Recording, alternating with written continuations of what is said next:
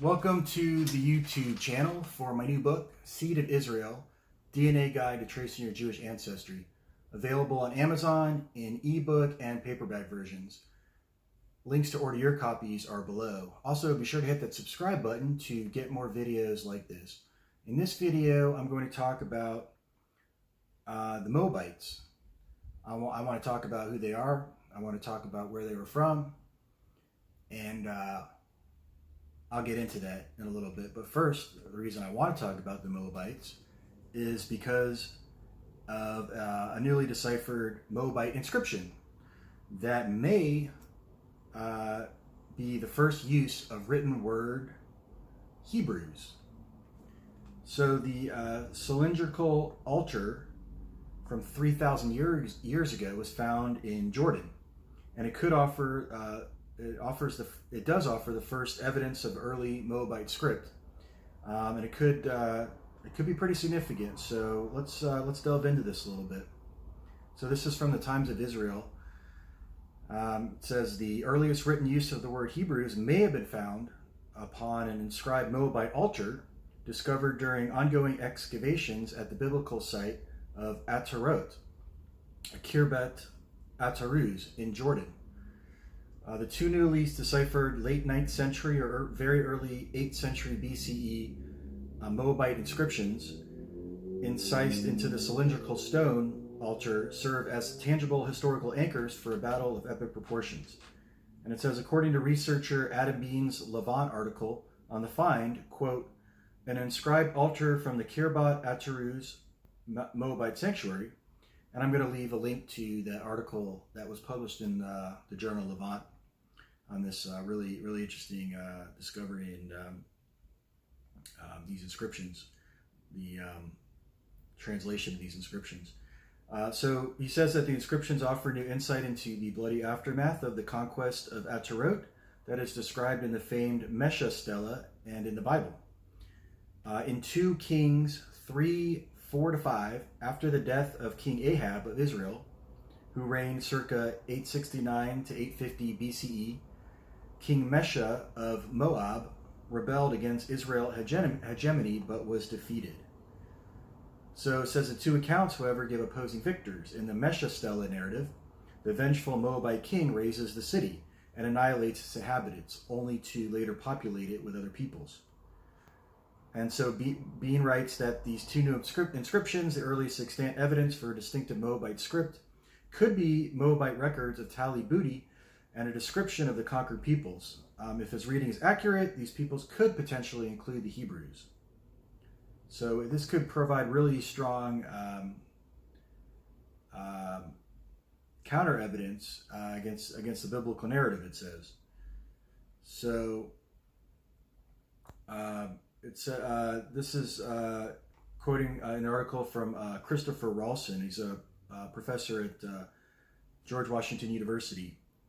And he says that the inscriptions on this pedestal come from the site mentioned by King Mesha in his Mesha Stela as a site that he himself, i.e. Mesha, took from the Omerides and then rebuilt.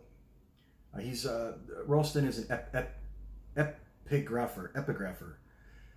He says in an email to the Times of Israel, fascinatingly also, the inscriptions are not only written in the Moabite language, they are also written in the early Moabite script. So he says that Ralston says that the Mesha Stela account, quote, even provides evidence for the veracity of Mesha's statements. So taking into account the Moabite language etched in the altar, he says clearly the Moabites are in charge here at Ataruz, said Ralston. So, again, I'll link to the original article, which again is titled an inscribed altar from the Khirbat Ataruz Moabite sanctuary. So really damn interesting, this inscription. So, but I want to, I'll leave links to, again, all these articles, that I think is really interesting, and really verifies the Hebrew Bible and the history in the land of Israel. So let's take a look at Moab. Where was Moab? Well, the Kingdom of Moab, as you can see on this theoretical map of the region around 830 BCE, you can see it's shown in purple between the Arnon and Zered rivers. So you're talking about just east of, basically on the other side of the Dead Sea from the Kingdom of Judah, and to the north is the Kingdom of Ammon, and the south is the Kingdom of Edom.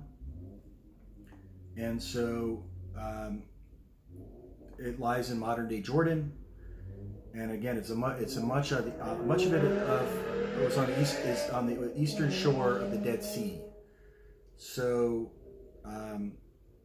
as I again mentioned earlier, the Mesha Stela provides a lot of the archaeological evidence for the Moabites.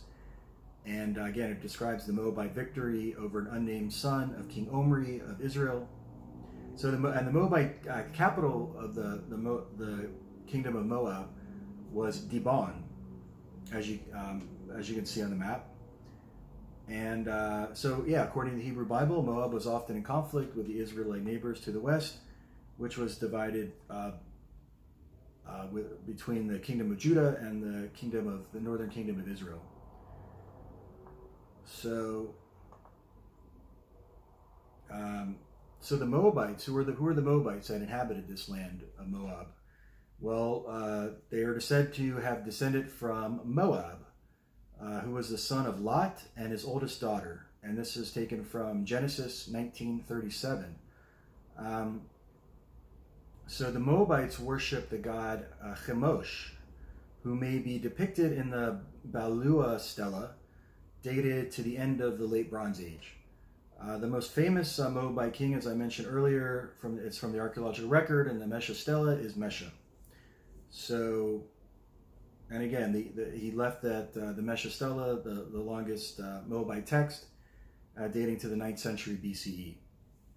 And again, it describes how King Mesha rescued the Moabites from Israelite rule.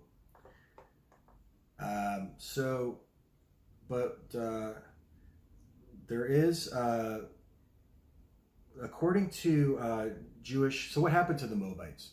Well, according to the Jewish historian, Roman Jewish historian Josephus, who we get a lot of our information from during that time period, because there's just scant records, actual archaeological evidence. So we get a lot of this from from the writings of Josephus. And he wrote that Josephus wrote that in the 1st century CE that the Moabites were conquered by the Babylonians. So, but in the Hebrew Testament, the Moabites says the Moabites belonged to the same ethnic stock as the Israelites. So, they're the same people, same ethnic stock, same ethnicity, same people, the Israelites and the Moabites. Their God, protector of their nation, as I mentioned earlier, was Chemosh, Chemsoh, just as Yahweh was the national God of the Israelites. And so, again, it's mentioned several times in the Hebrew Bible.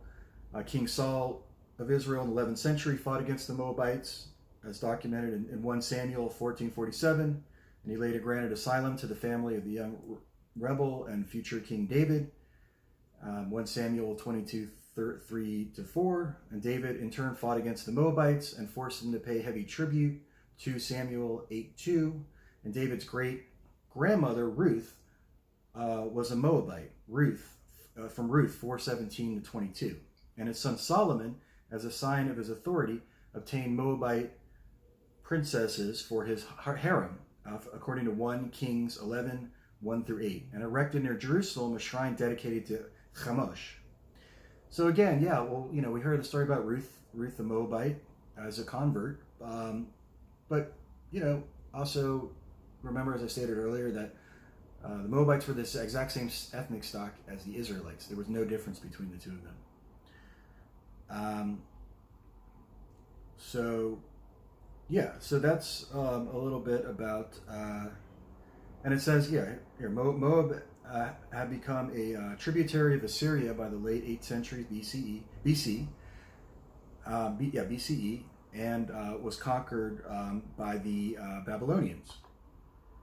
So that would have been, they would have been conquered in 582 BCE.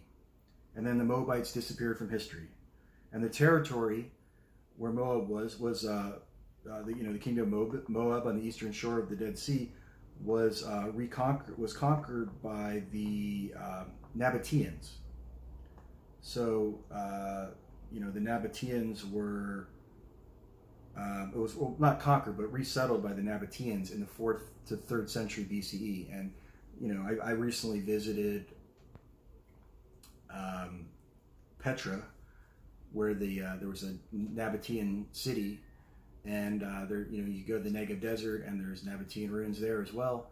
And they were I believe they were from Yemen or Saudi Arabia, or currently Saudi Arabia. They were kind of a nomadic Arab tribe, I believe, that settled in the region.